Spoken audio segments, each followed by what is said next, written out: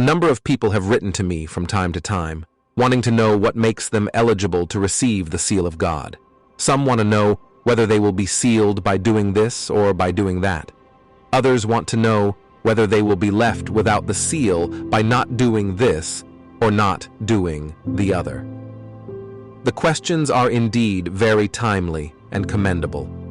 Such vital questions deserve answers as concrete as are the questions themselves. And who can give a more concrete answer than those who have gone before us? Those whose duties were similar to ours. Those who were passing through a similar experience. Those who traveled the same road that we are traveling. Those who were preparing themselves for the kingdom, as are we. In whom do we find such a parallel? In no others than those who left Egypt and started for the promised land. No, in none others. They are our only type. Says inspiration, "Now all these things happened unto them for ensamples, and they are written for our admonition, upon whom the ends of the world are come." 1 Corinthians chapter 10, verse 11. Their duties, therefore, are our duties, and their failures should be our stepping stones to success. Thus it is that the deeds of those who entered into the promised land must be our deeds. And if we are to be sealed, then the deeds of those who failed to enter therein, we must shun as completely and as quickly as we would shun a lion's den.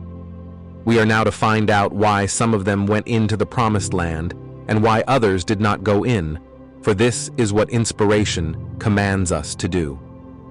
This scripture implies that if the experiences of ancient Israel had not been for ensamples, they would never have been written. How important, then, that we diligently study them.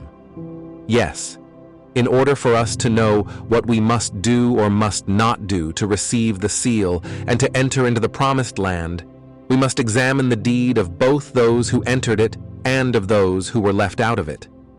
Let us begin our examination by starting with Moses, with the human agent, the visible leader of the movement.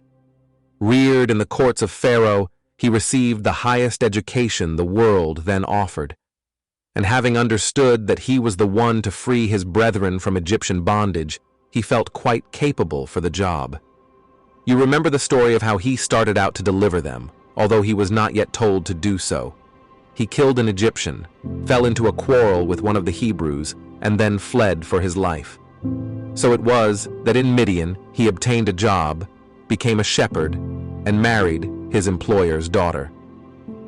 During those 40 years of shepherd's life, he forgot the Egyptian language, and with it, the Egyptian learning.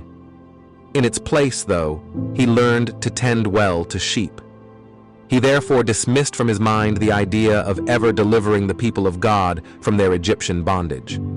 Then it was that God saw him strong and well able, and commanded him to go back to Egypt and to bring out of it his groaning people.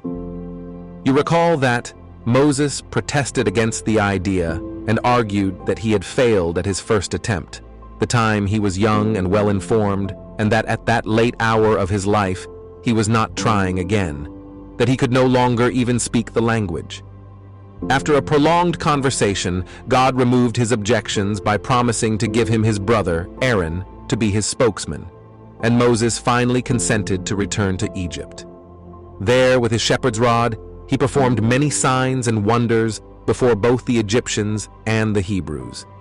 And you remember what took place the night of the Passover, the night before they left Egypt. Moses had proclaimed throughout the land that in every dwelling where no blood was found on the doorpost, that very night, the firstborn in each such dwelling would die. Those who disobeyed the divine injunction were, on the day following, busily mourning and burying their dead, while those who obeyed the command were joyously and orderly marching out of the cities. Yes, only those who were able to take orders were made free from slavery.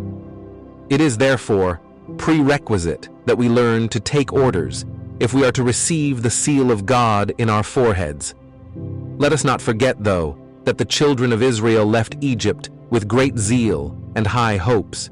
But when they saw the Red Sea ahead of them and Pharaoh's army behind them, they were filled with consternation. They saw themselves in a death trap, although they were at the brink of another marvelous deliverance. Then they turned on Moses and accused him of bringing them to the sea, of making their escape from their enemies absolutely impossible. Humanly viewing the situation, they were in a precarious predicament. In that moment, they forgot their miraculous deliverance from Pharaoh's taskmasters, and their eyes closed to the wondrous cloud by day and pillar of fire by night that had led them all the way. As they saw it, the evidence against Moses' ability to lead them safely was overwhelming. Insofar as they were concerned, the whole venture appeared doomed to failure. Their hopes of going ahead or of even going back left them, and all because they thought Moses, not God, was their deliverer. How short-sighted, unstable, doubting, and forgetful human beings are. Experience in the gospel work has taught me that God's people of today have the same tempter to contend with, and similar temptations to overcome if they are to receive the seal of God. What a great difference would there have been had the Israelites only believed that God, not Moses, was their leader, that which appeared to be their death trap was their door of hope. Let their experience teach us to remember that God is either leading us all together or not at all, that His ways are not our ways, and that what may appear to be our greatest obstacle may actually turn out to be our greatest blessing. Israel's real danger, we now see, was not in what Moses did, but in their unbelief of God's having the reins in His hands, in not knowing that His ways are beyond finding out, contrary to ours. They failed to see that God could again and again perform miracle after miracle to deliver them from their enemy's hand, that He could dry the ocean as easily as He could flood the earth. Having their failures before us, we should make them our stepping stones to success. Let us therefore wholeheartedly believe that God is in charge of our salvation, of our lives, and of our death too. That He is able to take us to safety even if the earth should drop out of space, that we cannot die if He wants us alive, and that we cannot live if He wants us dead. Let us ever bear in mind that we of ourselves know nothing about God's plans except as told through His appointed servants, the prophets, and as we witness them day by day. If we daily walk with God, if we commit all to Him, then the responsibility is all His. God, in His wisdom, brought Israel to the Red Sea for their own good, and though they could not see it His way, He nevertheless, for His name's sake, divided the sea, took them safely across, and at the same time, by the same miracle, He destroyed their enemies.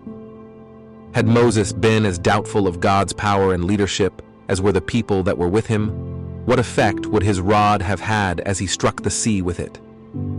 None whatsoever. If the judgment of the infinite were the same as the judgment of the finite, then Pharaoh's army would have either killed or enslaved Israel anew. Their mighty deliverances should, therefore, forever establish our confidence in God, and should stand as everlasting memorials that the wisdom of men is foolishness with God, and that faith in Him does actually remove mountains and seas too. Notwithstanding these ensamples, though, men still expect God to work in accordance with their judgment, and that is why sometimes He uses children in His work instead of wise and prudent men. The Hebrew host well knew that they were led to the sea by following the cloud by day and the pillar of fire by night. Yet none of these wonders seem to have made any lasting impression on them. There is a danger that we, too, may forget the way the Lord has led us. Follow our studies at Solemn Thought Ministries on YouTube to learn more.